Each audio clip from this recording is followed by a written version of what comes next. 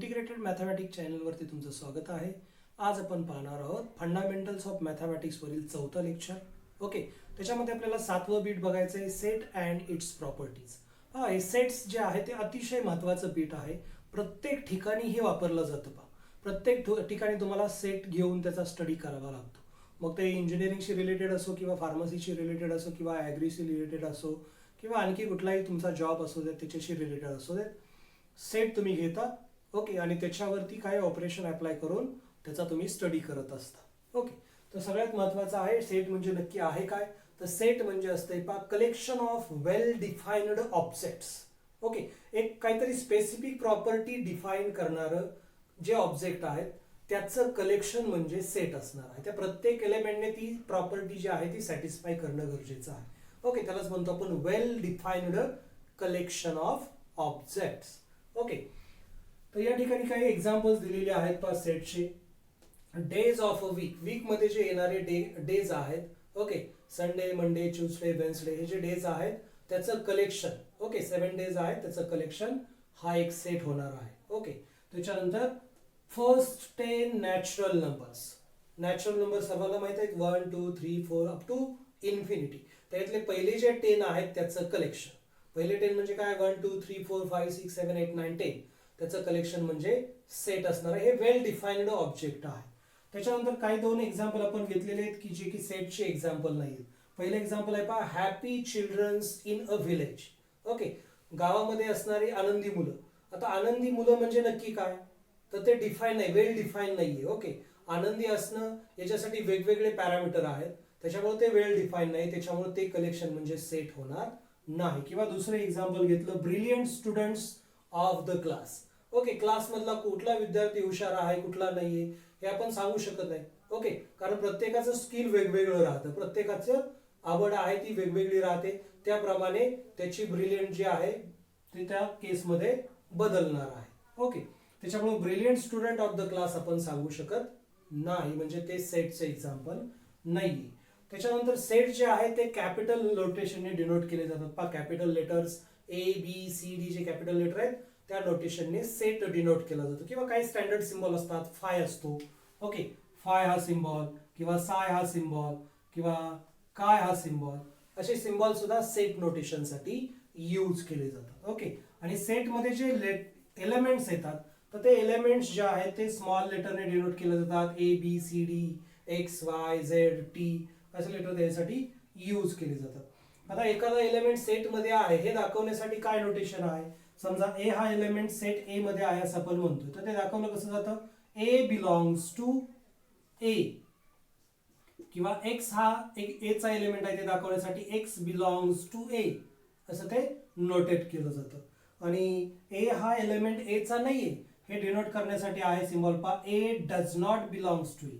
Okay, फक्त इथं एक तिरपी रेष वरती मारायची आहे बिलॉंग्स टू च्या सिम्बॉल वरती. हा बिलॉंग्स टू चा सिम्बॉल आहे, याच्यावरती रेष वडली की does not belongs to.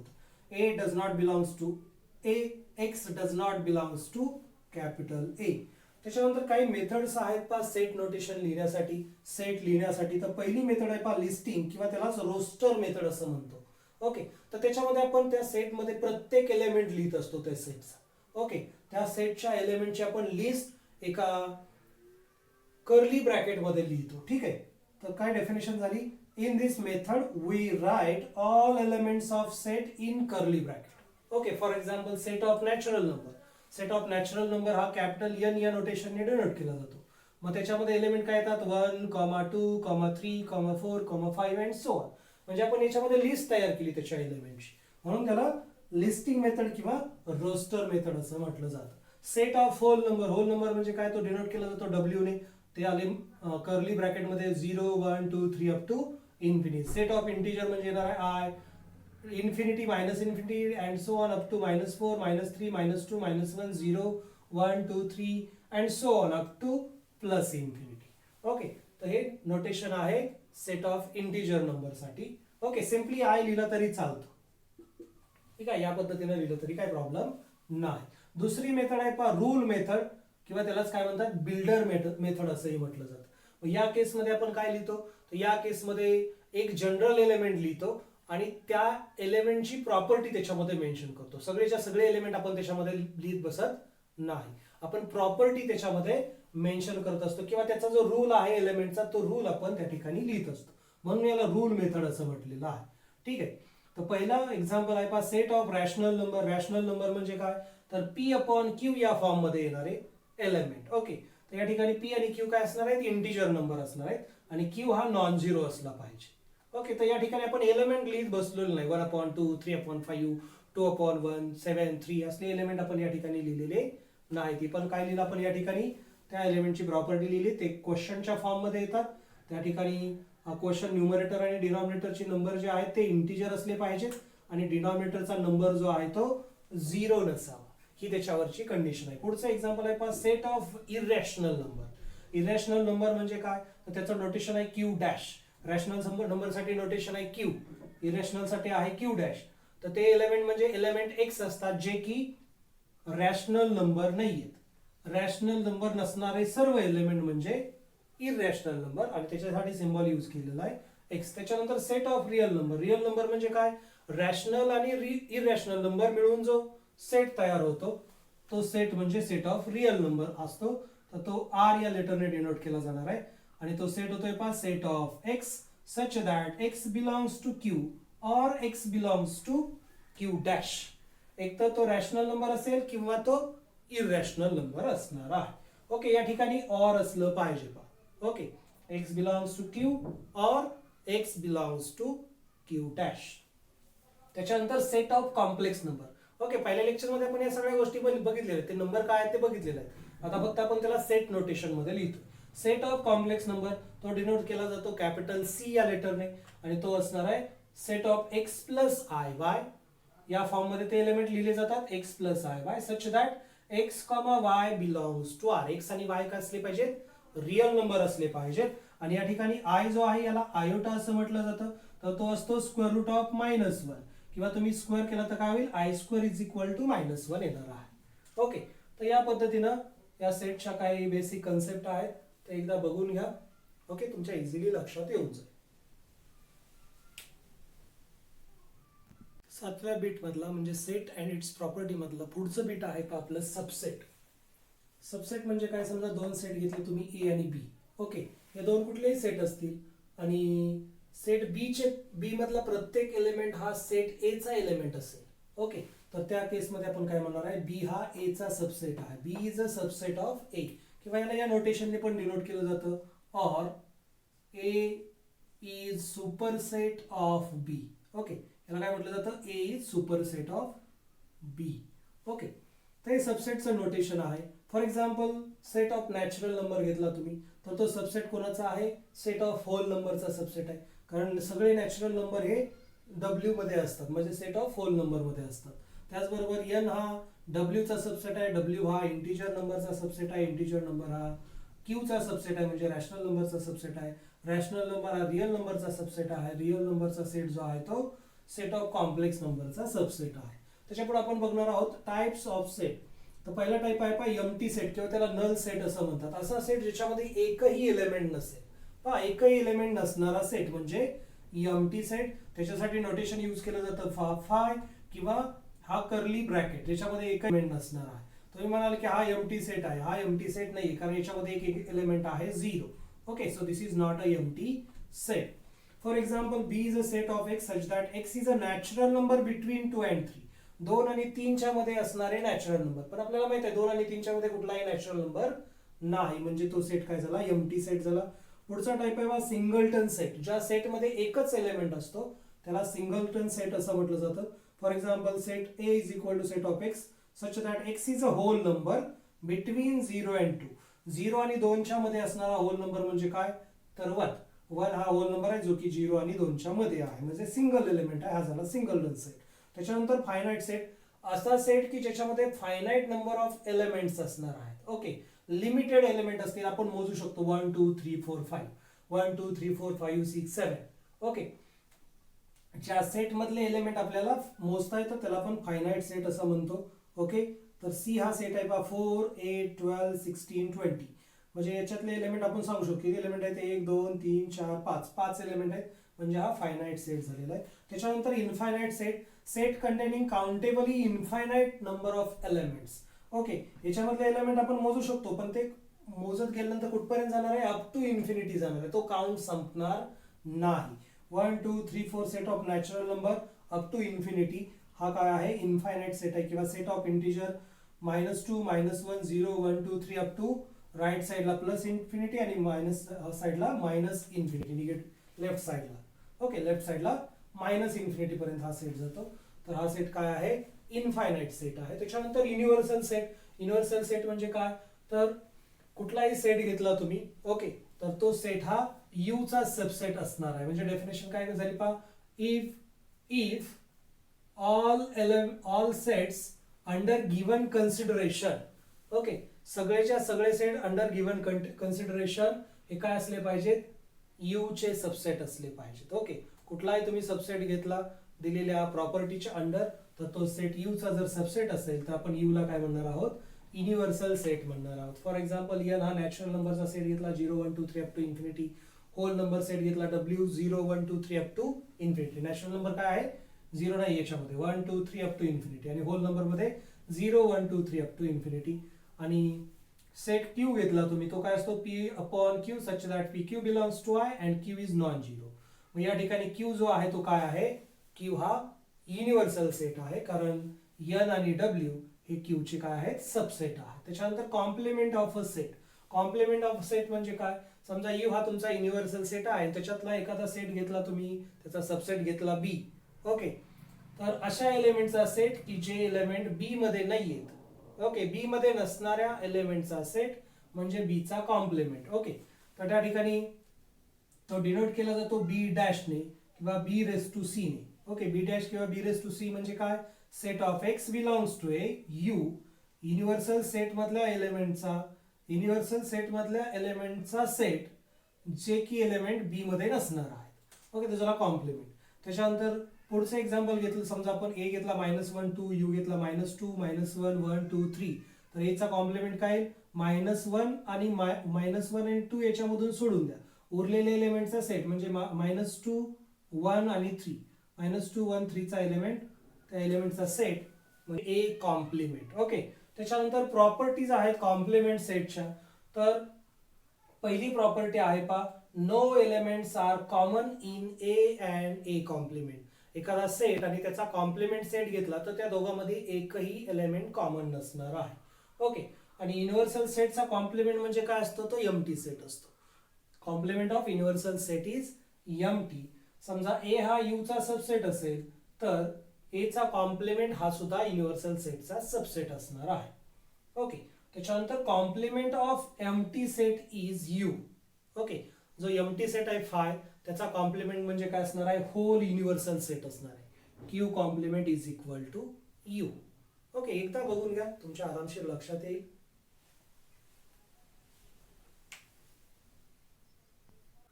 Set and it's property मध्ये आपलं पुढचं बीट आहे डिजॉइंट सेट्स. त्याची डेफिनेशन पहा, A and B are disjoint if no element is common in A and B. A आणि बी दोन्ही सेट मध्ये एकही एलिमेंट कॉमन नको. For example A is equal to 1 2 3 दिलेला आहे आणि बी दिलेला आहे 4 5 6. दोन्ही सेट मध्ये कुठलाही एलिमेंट कॉमन नाही. सगळेच्या सगळे एलिमेंट ए मध्ये जे आहेत त्यातला एकही एलिमेंट बी मध्ये नाहीये किंवा बी मधला एकही एलिमेंट सेट ए मध्ये नाहीये, म्हणजे ए आणि बी सेट काय आहेत, डिजॉइंट आहेत. पुढचं बीट आहे पहा वेन डायग्राम. वेन डायग्राम म्हणजे काय, तर आपला जो सेट आहे त्याचा डायग्रामॅटिकली रिप्रेझेंटेशन आपण करतो. Representation of a set in a closed figure. Okay, तर ते क्लोज्ड फिगर म्हणजे काय असू शकतं, ते सर्कल असेल, इलिप्स असेल, रेक्टँगल असेल किंवा तुम्ही कोणताही क्लोज्ड शेप घेऊ शकता. ओके, तर त्या शेपला आपण काय म्हणतो, त्या डायग्रामला म्हणतो आपण Venn diagram. For example A set दिलेला आहे -1 0 1 2 3 4. ओके, आणि याची वेन डायग्राम दिलेली आहे पहा, हा इलिप्टिकल शेप दिलेला आहे आणि त्याच्यामध्ये ते एलिमेंट दाखवायचे आहेत डॉट या notation. Okay, dot -1 dot 0 dot 1 dot 2 dot 3 dot 4.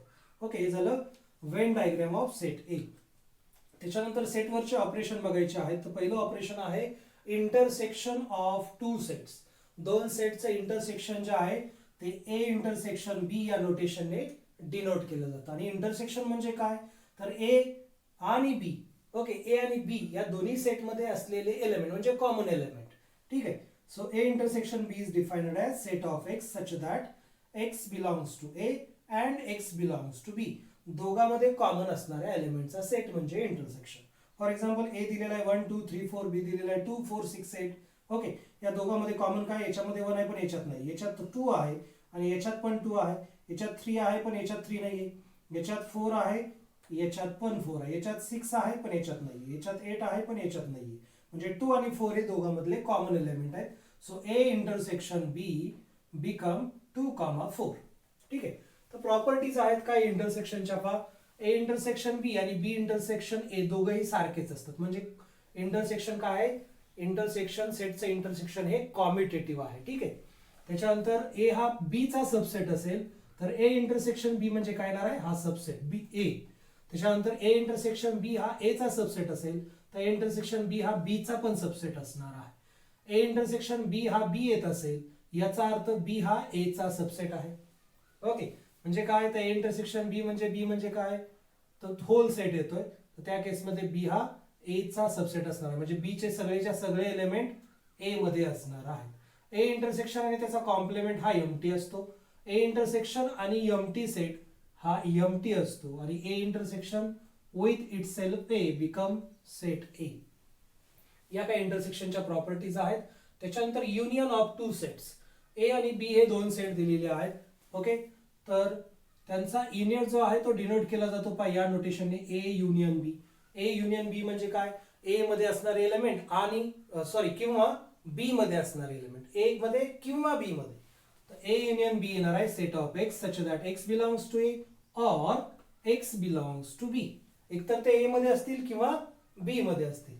Okay, for example A set दिलेला आहे 0, 1, बी सेट दिलेला आहे 2, 4. तर ए युनियन बी काय येणार आहे? 0, 1, 2, 4. ओके, ए आणि बी मध्ये दोघांमध्ये असणारे सगळेच्या सगळे एलिमेंट. एखादा एलिमेंट दोघांमध्ये कॉमन असेल तर तो एकदाच लिहायचा, रिपीट करायचा नाही. पुढे आहेत properties of union of two set. Union सुद्धा काय असते? कॉम्युटेटिव्ह असते. म्हणजे A union B is equal to काय असणार आहे? बी युनियन ए असणार आहे. त्याच्यानंतर ए आणि ए चा कॉम्प्लिमेंट या दोघांचं युनियन घेतलं तर होल युनिव्हर्सल सेट भेटतो आपल्याला. ए आणि फायचं युनियन घेतलं तर ए भेटणार आहे. ए चं ए शी युनियन घेतलं तर ए भेटतोय. जर ए हा बी चा सबसेट असेल तर ए युनियन बी काय असणार आहे? बी असणार आहे. ठीक आहे.